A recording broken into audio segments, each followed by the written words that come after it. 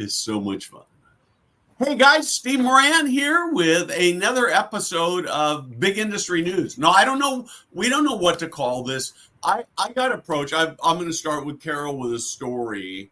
I got an email from Jason Zakari a couple of days ago saying Carol Ridgway's got this amazing announcement she wants to make, positive announcement she wants to make, and she doesn't want to do it in like just the old ordinary way.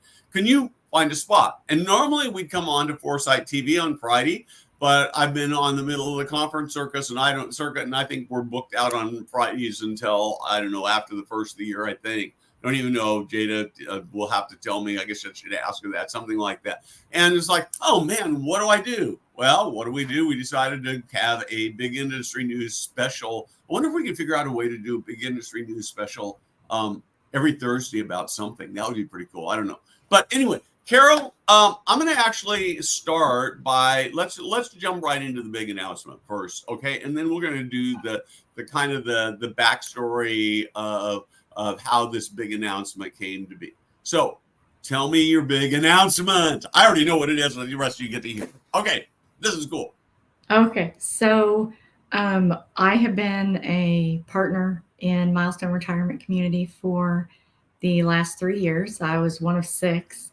And then in July 1st, I purchased my partner's interest and became the sole owner of Milestone Retirement Communities. That is like the very best. So Thank let's you. start with milestones so we can lay some foundation. And then I just want to talk first about your story and then your passion and your dream for Milestone. But let's talk about who Milestone is, where they're located, where the communities are, what they do, and that kind of thing. Okay, it's kind of interesting. So Milestone had its 15-year birthday this year, and they're based out of Vancouver, Washington, on the Pacific Northwest, and predominantly that's where we're a management company. It's where predominantly most of our communities are located. I actually live in the middle of the United States. I live in Oklahoma City, so I'm not based out of Washington, even though that's where our home office sits. And we manage assisted living, independent living, and memory care for investors and private owners. Okay, and how many communities? So we currently have 22 with 1 in development, and we're in 7 states. Perfect. And so why don't you talk to, I confess, I don't think you and I had met before. No.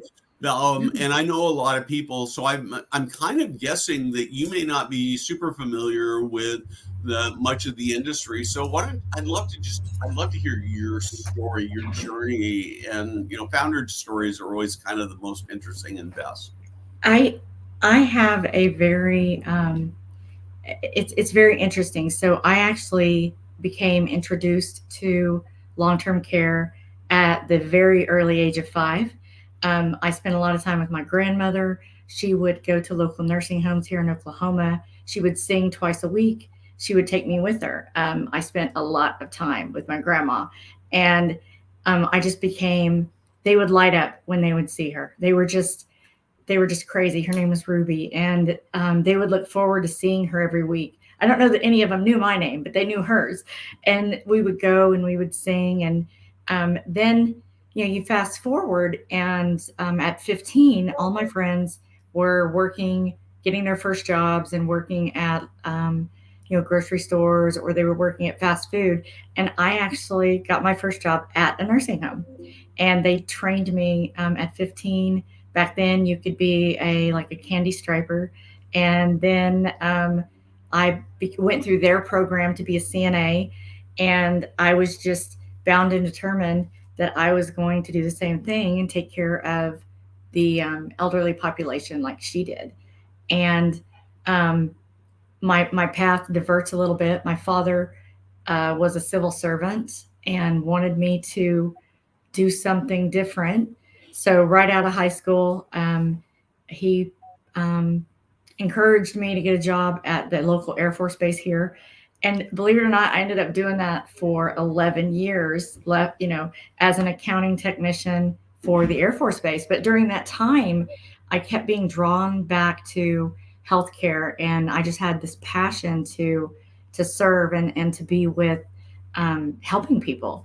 I didn't know about assisted living. I didn't know what that was, and I wanted to just be in the medical profession and give back.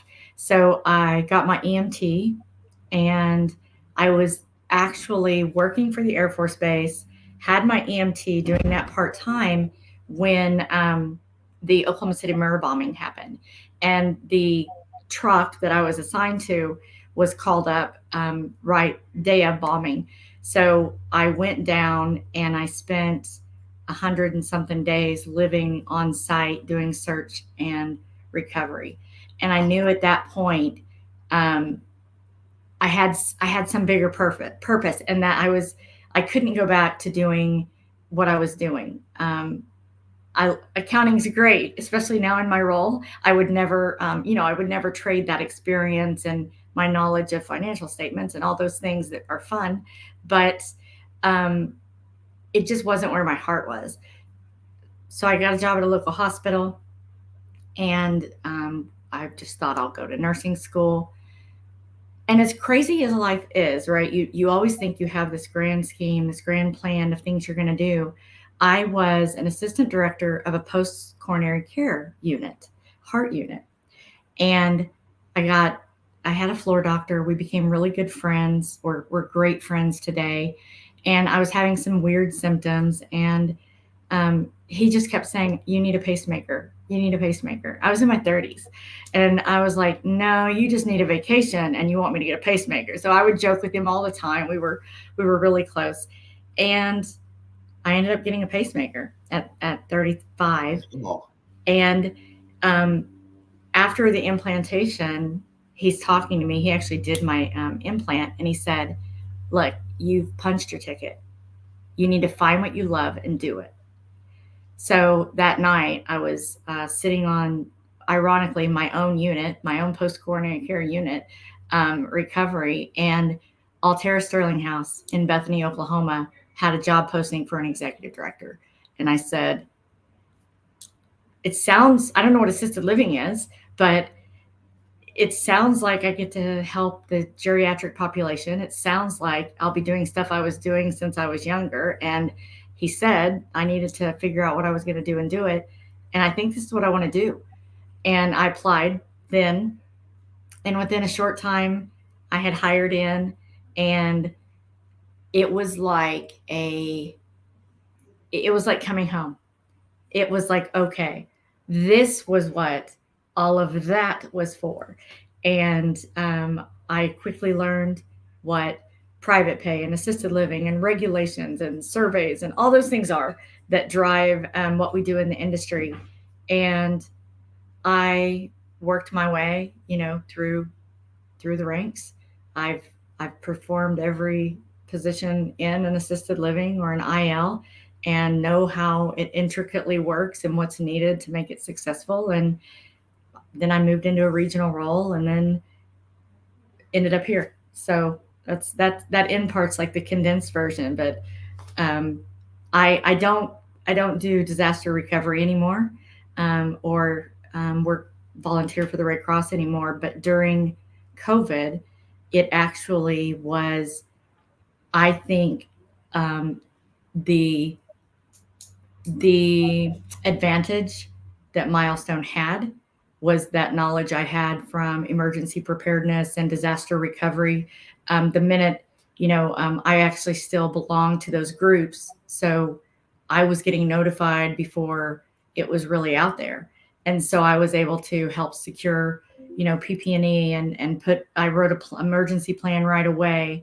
And I tried to get us ahead of, nobody knew what a pandemic really meant, but I knew that it was an emergency situation that required a mitigation plan immediately to be able to, help with spread and loss of life. So all that trip I took in the past kind of helped prepped me for here, so to speak. Great. So I've got a couple of questions. The first question, I want to give you a token to take a pass on it if you don't want to. Okay. I actually like to step back, and I'm wondering if you're willing to just talk a little bit about what it was like to work the Murrow building bombing. It was such a powerful part of really our American story and our history. It was something that really never had happened in our country before, and it may be too painful to relive, and that's why I want to give you a pass on it if you don't want to talk about it. But I'd love to hear just a little bit more about that. It's very interesting because I was in my early 20s when that happened, and I was literally on base at my accounting job when the bomb happened. And back then we had pagers, and I used the pager to ride with the EMS service I was with, and my pager went off. And at the same time, everybody is at the front of the building, and you could see the downtown skyline, and you could see the smoke, and the Air Force Base locked down immediately. There was no on or off. And I had really supportive bosses, supervisors, and I told them I had to go. I carried a full combi bag in my trunk, so I was always ready. And I went to the gate to exit, and they were not allowing anybody on or off. And I explained what I did, and I showed him my page, and they let me off. And I remember I probably arrived on scene about 35 minutes after the initial explosion. And I remember more than anything, the community, the people that were in office buildings. And Oklahoma, unfortunately, has done disasters really well with tornadoes and other things. But people from office buildings were walking the street, helping people evacuate from the building. And as you know, it impacted a daycare and a YMCA daycare. So there were children, and you saw, for me at the time, I didn't realize. I knew I was seeing shock and walking wounded. But when I fast forward to what we just went through with COVID, I went to our communities during COVID to help put mitigation plans in place and containment units, because what I saw in the Murrah bombing was walking wounded. There were people that were traumatized from what they were seeing, and then they couldn't function, but they would just go through the motions. But the afterward was the worst for them, because when it's quiet and everything's done and you're done with a routine that you've been through and going through every day, it sets in what you've just experienced and what you've just seen. So I knew with the amount of death and illness that COVID was bringing, that there was going to be that walking wounded. So for the Murrah bombing, that was the community in Oklahoma that supported and jumped in probably roles that they wouldn't have normally been able to comprehend helping with and triage. And the people from out of state, I actually was assigned to you got assigned to basically squads, and I was in the inside FBI perimeter, and my squad was from Fairfax County, Virginia. And because I was a volunteer, I didn't have an Oklahoma squad. So this Fairfax County group adopted me, and we would go in and take our turn assisting, and then we'd come out and we slept in a parking garage downtown. And I remember the camaraderie and the way that we would do certain things to connect. We would play cards. We had a lot of search and rescue dogs. We would, talk about the dogs and just try to find those little semblances of normal for us during that time. At the time, I had two children. They were 5 and 3.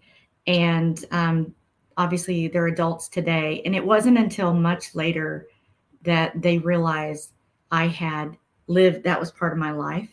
Yeah. They learn about it in school, but they didn't know that was part of my life. And they had found, I have a a memorabilia tub that, for obvious reasons, I don't ever open. We were invited to a lot of appreciation ceremonies, and president came here and gave us accommodations and all these things, and I just filed them away. My FBI badge is in there, everything's in there, but I don't ever open it. I have the newspaper from that day, but my kids found it, and they were like, wow, this was you? Can I take this to school? And I'm like, no, you can't take it to school. No, it's not something that it's not something that you talk about like in that manner, but you can look at it. You can look at all my t-shirts, but it was just an interesting part of my life and my background. And no, that's a really, really powerful story. The second question I have for you, and then we'll sort of jump back to present day, but the second question I have is, after you'd been working in that first executive director job for a while, did you sit back and think, I want to be the boss? I want to run an organization? I mean, when did that sort of become an idea for you? My parents would tell you I've always been the boss. They will really tell you that, but no. So they gave me this building. It was one of their smallest in the portfolio. They trained me. And then in 30 days, it was humming and successful. And they said, well, we have this other building that's a little bit of a problem in a problem area. Would you be interested? And it was a freestanding memory care, which, except for, going with my grandmother, I didn't have a lot of that experience. So then I went to the freestanding memory care, and it had culture challenges. It had staffing challenges. It was occupancy challenged. And, I made that my mission to fix the culture. And you fix the culture in your building, and then you let everybody see how passionate you are about what you're doing. And you don't ever sell anybody on what you're doing, because that's just who you are, and you're passionate about it. So that building filled, and it was actually my boss. She's one of even today, she's one of the best mentors I've ever had. And she was with Brookdale, and she said, hey, we're going to open this job and you should apply for it. And I had been with Brookdale at that point about 60 to 75 days. And I was like, I don't know. And she's like, you're already doing it. You're already, reconciling your financials. You're helping your peers. You understand the money aspect. Thank you, federal government, for that accounting training. And she said, you should do this. And I did. And I became their regional for my own peers, which was very uncomfortable and another growing moment. I had 14 buildings, and they were all people that were, 24 hours before, we were equal. And then now I was their boss. And so that was a very pivotal moment in my career on how to navigate that and come along beside them instead of above them. So after that, it just, I never thought about owning a senior housing company. I always just wanted to be the best at what I did. So I guess, that's that driver. I wanted to be the best, and the opportunities came as they did. So let's talk now for your dream for milestone. You get to be the one who's steering the ship completely. I mean, it sounds like you were sort of part of that before, but no matter how good your partners are, when you have partners, you have competing interests and competing visions, right? Right. So tell me about your dream for your organization, for your buildings, for your people.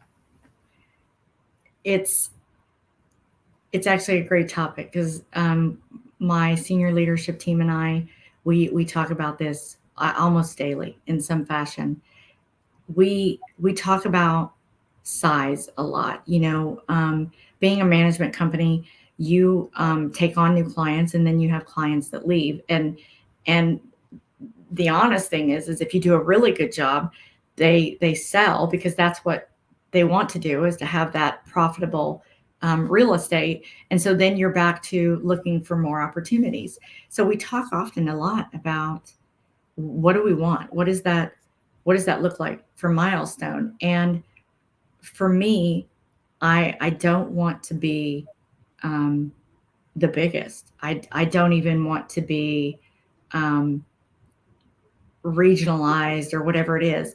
I want to align Milestone with the right partners, the investors in the ownership group that understand that we have a specific skill set, and I have a very, very talented group of senior leaders that have been doing this, and a long time and know what they're doing, and I trust them.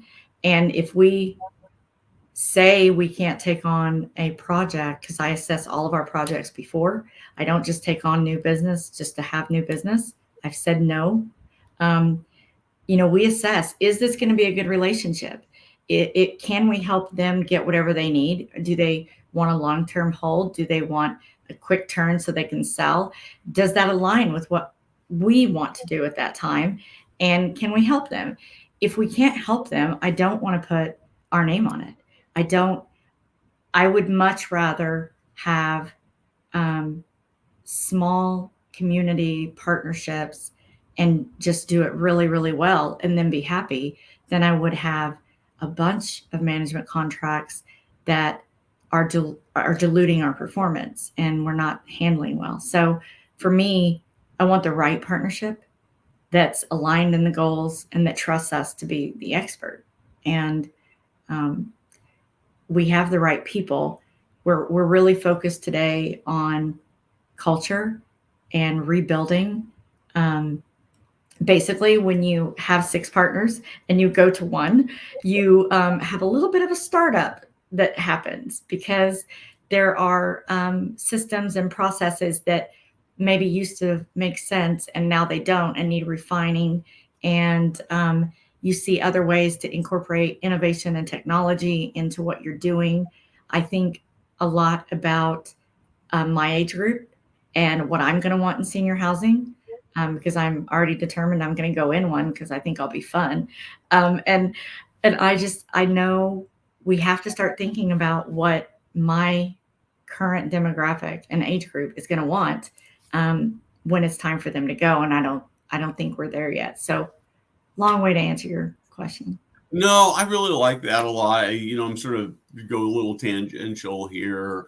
A few weeks ago, a friend of mine who's also my insurance broker reached out to me about his mother-in-law, and she was in the hospital for surgery or something, and she has $3,000 a month in income. She does own a house with, I don't think it's completely paid off, but with significant equity in it. And he and his wife have determined that it would be a bad idea for, at least for their relationship, to have mother-in-law living with them. And he says, I just don't know what to do to figure out where to go and how to figure this out. And then early this morning, I got a text from somebody who is not exactly only in the senior living community, somebody that a lot of people, I don't have permission to talk about who it is, so I'm going to be fairly vague about it. But he's somebody who's got parents who are at a distance from him, several states away, that he is really struggling. And the first text message I got was, I'm looking for senior living and it sucks. And I have been a consumer and it sucks.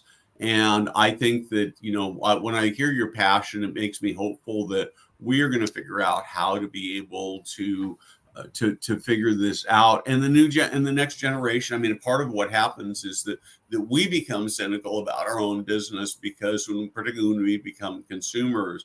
And so I don't know if you have any thoughts on that. It's almost a little bit of a tangent from what we were talking about, but it's sort of weighing heavy on my heart right now. So no, I am right there with you. You are speaking my love language. Okay. So when I was an ED and I would have people tour, especially in the memory care setting, they're not touring because they have nothing else to do on a Saturday. They're not shopping for a car. And I could feel it. And I can't change the way I am, I'll just be honest, and I'm very direct, and I would sit across from them seeing that grief and that stress and that walking woundedness, that caregiver just distress, and I'd never had trouble asking, you know, I'm going to sound really direct and really bold, but something brought you here today. Whether I can help you in my community is irrelevant. How can I help you with this problem? If the answer isn't moving your loved one here, let me help you find the answer, because whatever brought you here is still going to be there tomorrow. And whether it was a sentinel event or it's a precursor to a sentinel event, something brought you here. So let me help. And I am a crazy passionate person about that, with the people that work for me today, with the people that worked for me 10 years ago. If they call us, they need help. We may not be the answer. They may not want to live in a milestone managed community. It may be too far from their house. It may not be the right population or the right, whatever it is. But they're going to leave, and they're either going to give up, they're going to be discouraged, or they're going to have this sentinel event. And senior housing, to me, the healthcare industry has an obligation to be a servant, and we have so many resources that we can help people. And there has been this rift between home care and in community care for years, and nobody really talks about it, but it's there. They're taking business or whatever, and they're really not. Because if you think about the people that come to our door that maybe not be ready, why wouldn't we recommend a home care until they are ready, until they are in a more brittle? Why wouldn't we support somebody that's trying to help just like we are? Somebody's going to remember that we were willing to help even when it didn't benefit us financially. They'll remember that every single time. And I've had it happen. I've had people come back to communities that I've managed or ran, and they've done that because we helped them in the moment with something different, and they remember that kindness. And I think letting that who you are shine through, that passion, that kindness, I think that's the differentiator for me. And I'm crazy about this. So I've had my own loved ones that have needed respite care or have had to finish their end of life in an assisted living. And I've been that person helping my own family figure out DD-214s and who I can connect them with for veterans benefits and hospice and all those things. And even so, more than that, we get residents all the time that have polypharmacy, or they have medications they need that they can't afford. And most medications have patient assistance programs. And it does not take that much time to look up that med and print that form when you're in front of a family and saying, hey, I noticed your mom's on Plavix. I know it's expensive. Here's a patient assistance form. Fill it out, send it in. I can't do that for you, but I can help give you the resources. And I think that's the piece that we're missing. It's that collaborative piece. Yeah, this stuff is so, there's so much opportunity to just be more helpful. Part of his big frustration was that he started looking at senior living communities in his area and their web pages, and it was driving him nuts because he couldn't get real information. Yeah. What he got was a bunch of pop-up forms that basically wanted his name and phone number and address. And that he said, what he told me was, he said, I know what will happen if I fill out these forms. I'm just going to be pounded with stuff. And I understand from an operator standpoint, their goal is to get their buildings full, to give good qualified leads. But I worry a lot that in our zeal to collect names and addresses of new prospects, that we've the needs of people. So and there's a lot to be said for technology and using chatbot or whatever, but there's also that human connection that you still need to make, yeah, so that they understand that we know when they call, they want to know, what do we cost? What do you offer? There's these pieces, right, that we know. that's right. But what about the human component? You can't get that from the form. And it's important that we don't lose sight of that and be that help that they're looking for. Even if it's not us, right? There's somebody that can help them. It's just That's exactly right. That's exactly right. Well, Carol, you asked me about whether we'd really go 30 minutes. You Look were at that. supposed to say that. It was pretty fast, doesn't it? This has been amazing. Congratulations. I'm so excited to watch the future with you at the home. You're speaking my language, because I believe that when you create great workplace cultures, I won't say that, occupancy just automatically takes care of itself, but mostly it takes care of itself. I was at the Senior Living Marketing and Sales Conference yesterday in Las Vegas, and there was a panel of people who were consumers who had actually moved family members into senior living. And what I heard over and over again was that it was the people interaction that ultimately made the decisions, whether there were smiles on the face of the people who were working there, and that salesperson that they interacted with actually cared. And that was really what made their decision in terms of how they chose the community they were in. And frankly, they talked very little about the amenities. So yeah, we're in a relationship business.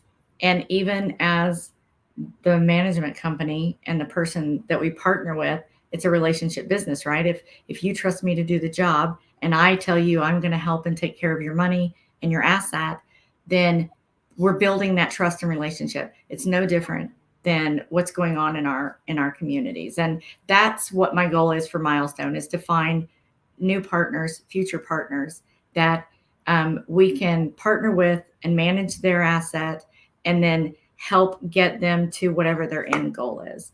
And all while being who we are. Yeah. Perfect. Thank you very much. Hold on for just a second. And I guess I will see you guys all back tomorrow for Foresight TV. We are going to have, I think tomorrow's conversation is going to be a bit controversial. We're going to be talking about the business of nursing homes. So, Carol, congratulations. Thank you very much for spending this half hour with me. And I will see you all tomorrow. Thank you.